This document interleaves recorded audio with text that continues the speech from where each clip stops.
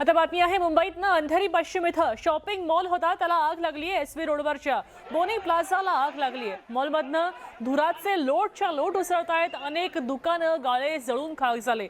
सुदैवानं कोणतीच जीवितहानी नाहीये। आगीचं नेमकं कारण मात्र अजून अस्पष्ट आहे। दरम्यान आता अग्निशमन दलाकडनं आगीवर नियंत्रण मिळवण्याचे प्रयत्न सुरू आहेत।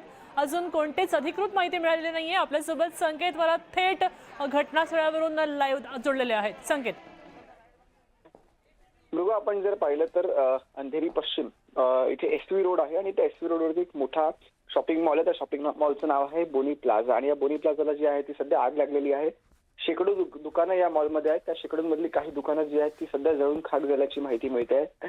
ही जी आग आहे ती L1 कॅटेगरीची आग आहे आणि त्यामध्ये ते 5 जे आहे 4 ते 5 आगीचे बंब देखील तिकडे पोहोचलेत। फायर ब्रिगेड दाखल झालेलं, अग्निशमन दल जे आहे दाखल झालेलं, पोलीस तिकडे उपस्थित आहे आणि कुठेतरी आगीवरती नियंत्रण मिळवण्याचं काम सध्या तिथे सुरू आहे।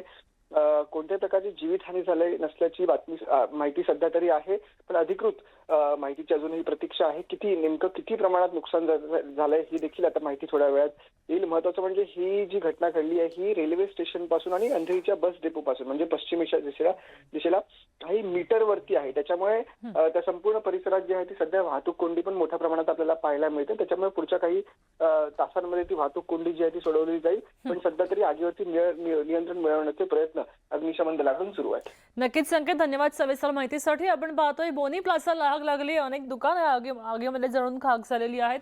आगीवर नियंत्रण मिळवण्याचे प्रयत्न सध्या सुरू आहेत।